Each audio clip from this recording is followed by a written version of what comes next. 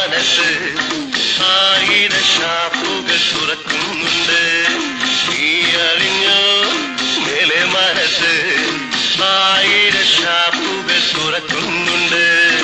സ്വർഗത്തിലെ മുത്തച്ഛന്മാർക്ക് ഇഷ്ടം പോലെ ഇനി കുഴിക്കാമല്ലോ. നീ അറിഞ്ഞോ മേലെ മനസ്സ് ആയിരം ഷാപ്പുകൾ തുറക്കുന്നുണ്ട്.